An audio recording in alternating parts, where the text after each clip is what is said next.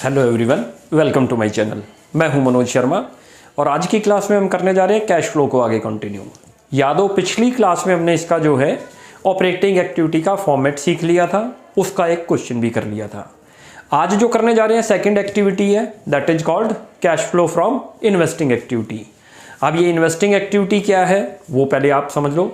देखो, investing activity के अंदर हम उन्हीं आइटम्स को इन्वॉल्व करेंगे जिनका लिंक नॉन करंट असेट्स और नॉन करंट इन्वेस्टमेंट से होगा या उनसे कोई रिलेटेड इनकम्स होगी। इसके अलावा कुछ नहीं आएगा। याद रख लो, खाली असेट साइड से आना है। असेट साइड में दो ही तरीके की असेट्स आपको गिवन होंगी, या तो नॉन करंट असेट्स और current assets. Non current assets में कैटेगरी बनाते हैं, non current assets tangible, non current assets intangible और नॉन करंट इन्वेस्टमेंट, यानी कि तीनों की तीनों हमारी फिक्स असेट्स हैं। इनसे रिलेटेड कोई भी सेल परचेज है वो इन्वेस्टिंग एक्टिविटी में आएगी, इनसे रिलेटेड कोई इनकम है तो वो भी इन्वेस्टिंग एक्टिविटी में आएगी। तो जरा इसका फॉर्मेट देखने की कोशिश करते हैं कैसे होगा, फिर उसके बाद आगे समझते हैं।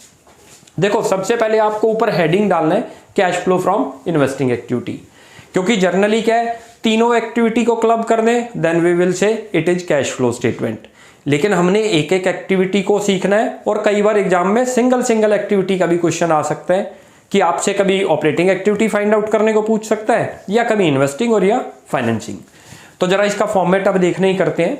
मैंने आपको बता दिया इन्वेस्टिंग एक्टिविटी क्या है, उसमें कौन कौन सी आइटम आनी है। इन्वेस्टमेंट एक्टिविटी बेसिकली क्या है, बिजनेस की वो एक्टिविटी है यानी कि जिससे बिजनेस को इनफ्लो या आउटफ्लो तो हुआ, लेकिन कौन सी उससे हुआ, नॉन करंट असेट से या नॉन करंट इन्वेस्टमेंट से, उनसे रिलेटेड कोई इनकम हुई वो भी इसी में आएगी। तो जरा देखते हैं जी। सबसे पहले देखो, proceeds from sale of non current assets. Non current assets means fix assets like land, building, plant and machinery, furniture. Proceeds का मतलब है कि मनी आना। कैसे मनी आई है, उनको सेल करने से आपको ये चेक करना है। जब हम उनको सेल आउट करते हैं तो क्या होगा हमारे ऊपर, उसका इंपैक्ट कैश का इनफ्लो होगा तो प्लस कर देंगे। आप याद रख लो, पूरे कैश फ्लो के अंदर एक ही चीज याद रखनी है, इनफ्लो होगा तो प्लस होना है, आउटफ्लो होगा तो माइनस। ये कॉन्सेप्ट याद रख लो, कभी प्रॉब्लम नहीं होगी। अगला देखो जी, proceeds from sale of non current investment. वहां तो हमारी फिक्स एसेट्स थी, लेकिन कभी कभी अलग से बैलेंस शीट में लिखी होती है नॉन करंट एसेट्स, तो यदि वो सेल हुई है तो वो प्लस हो जाएगी। ऐसे ही proceeds from sale of intangible assets. Intangible कौन सी है, गुडविल, पेटेंट, ट्रेडमार्क, कॉपीराइट। यदि हमने इनकी सेल आउट की है, जर्नली आपको जो है गुडविल दी नहीं होगी कि गुडविल सेल आउट है, ये तो दे देंगे कि इनकी सेल परचेज है। गुडविल के बारे में कम लिखा होता है, लेकिन स्पेशल लिखा हो कि गुडविल सेल आउट है तो हम उसको मानते हैं, अदरवाइज उसको रिटर्न ऑफ माना जाता है। तो गुडविल मैंने इसीलिए यहां से हटा दिया। यदि ये सेल हो रही है तो वैसे भी देखो, बिजनेसमैन जब भी सेल कोई आइटम को करता है, चाहे वो असेट्स को करे चाहे स्टॉक को करे, उसकी पॉकेट में मनी आएगी तो प्लस हो जाएगी, क्योंकि इनफ्लो हो गया, ये हमने प्लस कर दिया। अब आगे repayment from loan and advances. Firm ने क्या कर रखा था, कंपनी ने लोन एंड एडवांसेज दे रखे थे पब्लिक को, या जहां पर भी आपको किसी को दे रखे होंगे, यानी कि हमने अब लोन प्रोवाइड कर रखा है, टेकन नहीं कर रखा। We have given loan to the public. हमने पब्लिक को लोन दिया हुआ है और उन्होंने उसके टाइम पीरियड पर हमको लोन रिटर्न कर दिया, उसी को बोला है repayment from loan and advances, यानी कि मनी वहां से हमारे पास आ गई तो प्लस हो जाएगी। ऐसे ही अब जब हम इन चीज़ों को कहीं इन्वेस्ट करते हैं, देखो हम कभी भी परचेज करेंगे असेट्स को तो इन्वेस्टमेंट परचेज करेंगे, तो उससे रिलेटेड जो है क्या आ सकता है हमें, या तो डिविडेंड, यदि हमने वो शेयर में इन्वेस्टमेंट कर रखी है, या हमने वो डिवेंचर में इन्वेस्टमेंट कर रखी है तो इंटरेस्ट रिसीव्ड होगा। और कभी कभी हम क्या करते हैं, हम जो है इन्वेस्टमेंट जो करते हैं रियल एस्टेट में करते हैं, मीनिंग है कि हमने जो है कोई जैसे फ्लोर ले लिया, कोई शॉप परचेज कर लिया और उसको लेट आउट कर दिया, किराए पर दे दिया, now we are getting rent from there, तो वो हमारे इनकम के सोर्स हैं। तो ये देखो, इंटरेस्ट, डिविडेंड, रेंट, तीनों में से कोई भी चीज रिसीव्ड होगी तो प्लस होगी। ये चीजें प्लस क्यों हुई वो लॉजिक आपको समझ आ गया, क्योंकि सभी से हमें क्या हो रहा था, कैश का इनफ्लो हो रहा था। अब माइनस क्या होंगे वो जरा देखते हैं। माइनस में क्या है, जब कभी भी हम कोई चीज परचेज करेंगे, कोई भी असेट्स परचेज करेंगे तो हमारी जेब से, पॉकेट से मनी जाएगी। कैश में परचेज करी है तो कैश में, कुछ टाइम के बाद हमने उनको पेमेंट कर दी तो भी मनी जाएगी। तो अल्टीमेट हमने जब कैश में परचेज करी असेट्स को तो पेमेंट चली गई, माइनस कर देंगे। जैसे purchase of non current assets, मैंने आपको बताया we are making investing activity, उसमें खाली नॉन करंट असेट्स और नॉन करंट इन्वेस्टमेंट की बात होगी, यानी कि फिक्स असेट्स की बात होगी, करंट असेट्स की नहीं होगी।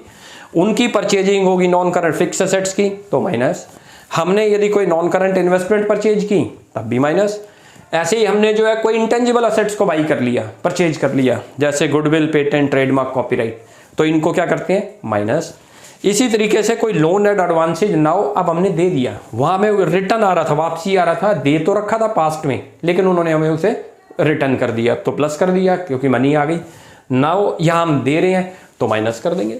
सोचा जाए तो इनका रिवर्स ही है, यदि ये चीजें सेल कर रहे हो तो पैसे आ रहे हैं, और यदि परचेज कर रहे होंगे तो मनी जा रही है, खत्म हो गया। ओवरऑल आंसर यहां आ जाएगा, यानी कि नेट इफेक्ट आपको यहां दिखाना है इन सब का, कि आपको ओवरऑल फाइनली क्या हुआ, तो वो नेट कैश फ्लो यदि प्लस में आ जाए, माइनस में आ जाए तो यूज्ड फ्रॉम इन्वेस्टिंग एक्टिविटी।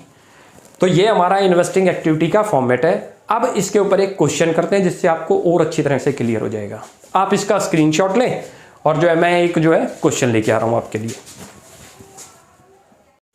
चलो जी, अब आपके सामने एक बहुत अच्छा क्वेश्चन आ गया। अभी हमने इसका फॉर्मेट देख लिया था और अब उसके बेस पे एक क्वेश्चन को करते हैं। इसके अंदर मैंने कोशिश करी है कि कुछ ऐसे पॉइंट लिए हैं जो बहुत अच्छे हैं। एक ही क्वेश्चन में कोशिश की है कि काफ़ी सारे पॉइंट कवर हमारे हो जाएं। जरा देखते हैं जी, क्वेश्चन को पहले रीड करते हैं। बोलता है from the following particular calculate cash flow from investing activity. 2 year आपको दे रखे हैं, उसमें बता रखा है कि बिल्डिंग है, इन्वेस्टमेंट है, गुडविल है, पेटेंट है, अदर इन्फॉर्मेशन भी दे रखे हैं, फर्दर इन्फॉर्मेशन। एक एक करके समझते हैं। देखो, बिल्डिंग से आपको कैसे पता चलता है कि ये सेल हुई या परचेज है। जर्नली वैसे तो हम इनके अकाउंट बनाएंगे, वो नेक्स्ट क्लास के अंदर करेंगे क्योंकि आज बेसिक्स है, तो बेसिक से ही आपको समझ आ जाएगा। देखो, पहले बिल्डिंग आपके पास 5 लाख थी, अब बिल्डिंग इंक्रीज होकर कितनी हो गई है, 6 लाख। तो पहले ये पॉइंट समझो कि आपने सेल करी होगी या परचेज करी होगी। देखो, कोई भी असेट्स यदि आपके पास इंक्रीज हो रही है तो मीनिंग क्या है, इट इज परचेजेज।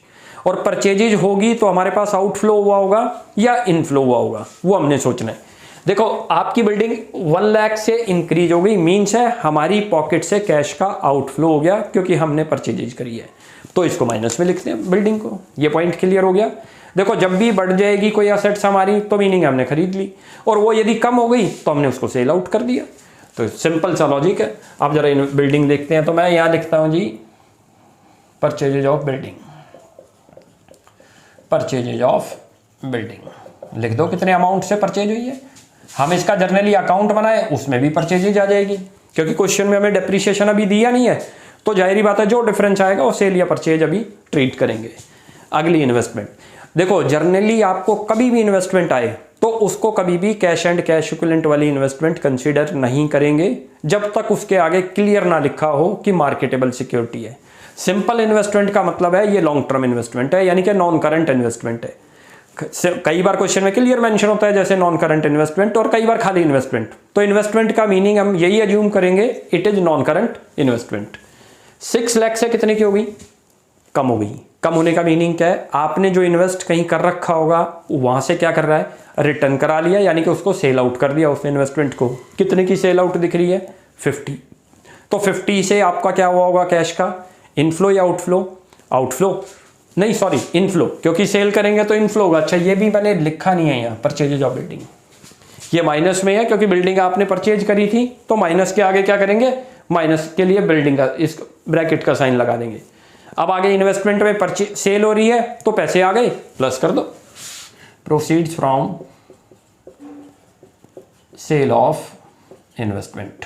कितने की हुई है, 50। पैसे आ गए, मनी आई है तो प्लस होगी, मनी जाएगी तो माइनस होगी। एक रास्ता और क्लियर बताता हूं, जब भी असेट्स डिक्रीज होगी तो हमेशा प्लस होनी है, और जब भी असेट्स आपकी इंक्रीज होगी तो माइनस होगी। किसी भी एक्टिविटी में आया, आप ये कॉन्सेप्ट याद रख लो कैश फ्लो में। कभी भी असेट्स का डिक्रीज होने का मतलब है कि प्लस होना, इंक्रीज होने का मतलब है माइनस होना। ऐसी हमारी जो है लायबिलिटी फ्लैट चलती है, इंक्रीज का मतलब प्लस और डिक्रीज का मतलब माइनस। या हम असेट्स की बात चल रहे हैं क्योंकि ये सारी की सारी आपको असेट्स से रिलेटेड है। जब कभी भी ये डिक्रीज होंगी तो प्लस होंगी और इंक्रीज होंगी तो माइनस होगी। लॉजिक आपको बता दिया, ये इंक्रीज हो रही है तो वी आर परचेजिंग, परचेजिंग करेंगे तो असेट्स तो आ जाएगी हमारी फर्म में, लेकिन हमारी जेब से क्या चला जाएगा, कैश। लेकिन जब वो कम हो गई तो हमने सेल आउट करा, तो हमारी असेट्स तो चली गई और हमारे पास क्या आ गया, कैश। अब जरा नेक्स्ट देखते हैं। देखो ये अच्छा पॉइंट नोट करना आप इसको, मैं यहाँ मार्क भी करता हूँ। जब कभी भी गुडविल डिक्रीज होगी it will come in operating activity, इसको सेल कंसिडर नहीं करेंगे जब तक क्वेश्चन में क्लियर मेंशन ना करें। यहाँ ये डिक्रीज दिख रही है आपको, खाली एक इंटेंजिबल असेट्स में गुडविल को कंसिडर करना है। यदि वो डिक्रीज है तो वो रिटर्न ऑफ हुई है जबकि सेल नहीं हुई है। दिखने में ऐसे लगता है डिक्रीज है तो क्या होगी, ये सेल होगी, लेकिन गुडविल को सेल कभी एज्यूम नहीं करते जब तक क्वेश्चन में क्लियर ना लिखा हो। यदि वो डिक्रीज हो गई तो मीन्स वो रिटर्न ऑफ हुई है और ये ऑपरेटिंग में चली जाएगी।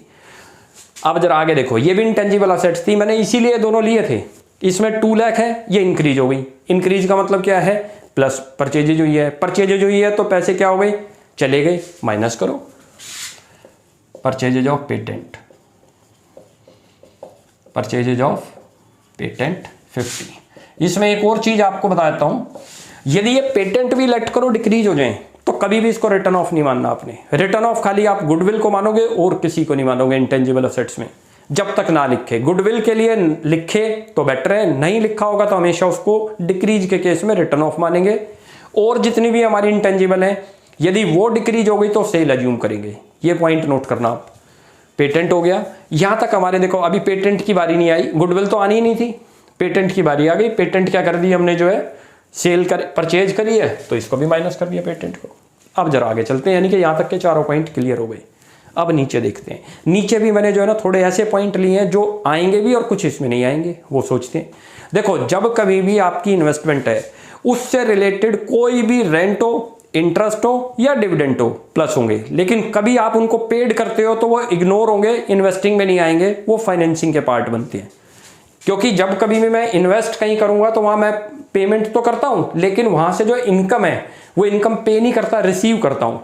इनकम पे वही होगी जब हमने बोरोइंग कर रखी होगी, और बोरोइंग वाली आइटम हमेशा कहां पर जाएंगी, फाइनेंसिंग में।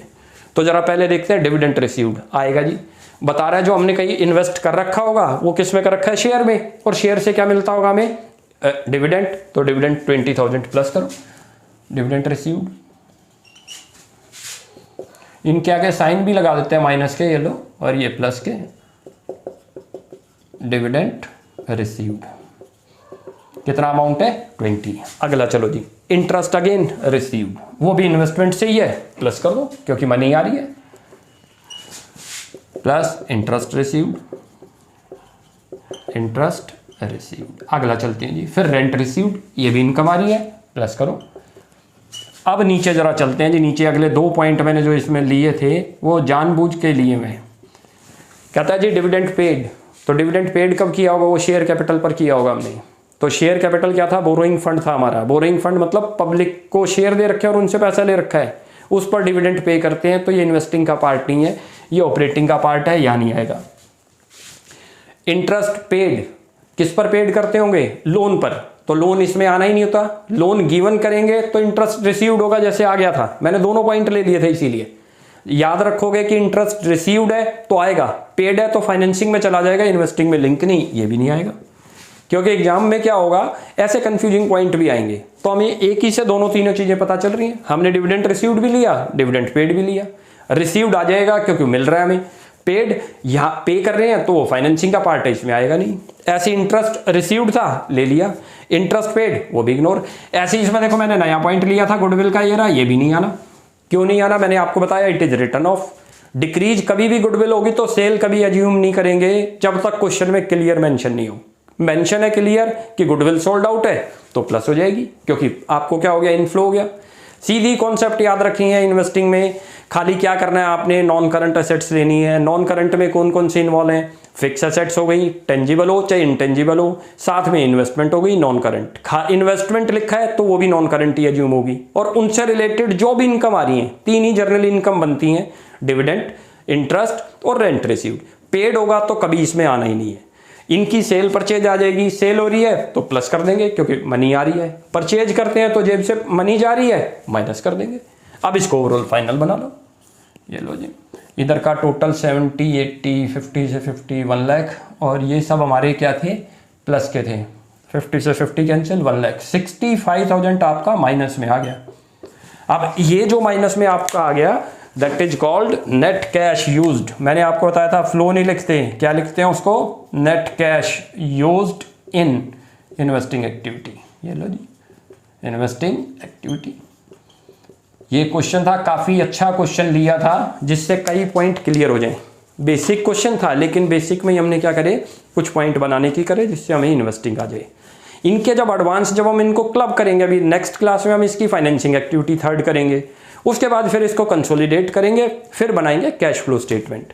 अच्छा, एक चीज़ और स्टूडेंट से क्या मिस्टेक है कि जब कभी भी क्वेश्चन में सेपरेट एक्टिविटी आए, जैसे हमने आज सीखी इन्वेस्टिंग, तो ऊपर आपने जो लिखना है कैश फ्लो स्टेटमेंट नहीं लिखना, आपने क्या लिखना है, कैश फ्लो फ्रॉम जोन सी भी एक्टिविटी आपसे पूछी गई है। आज जैसे इन्वेस्टिंग थी तो इन्वेस्टिंग लिख दो, फाइनेंसिंग है फाइनेंसिंग, तीनों एक्टिविटी पूछता है तब हम यहाँ लिखते हैं कैश फ्लो स्टेटमेंट। अदरवाइज जोन सी एक्टिविटी का नाम है, उस एक्टिविटी को पुट करेंगे। तो मेरे ख्याल से आपको सारे पॉइंट आज क्लियर हो गए होंगे इन्वेस्टिंग के। इनके जो है नेक्स्ट आगे जैसे जैसे बढ़ते जाएंगे इनके एडवांस क्वेश्चन भी करते जाएंगे। अभी हम सेपरेट एक एक करते जा रहे हैं, नेक्स्ट में इसकी थर्ड एक्टिविटी भी सीख लेंगे फाइनेंसिंग, उसके बाद फिर इसका पूरा फुल फ्लैश क्वेश्चन करेंगे और उनके बाद फिर एडजस्टमेंट वाले क्वेश्चन जिनमें अकाउंट बनते हैं।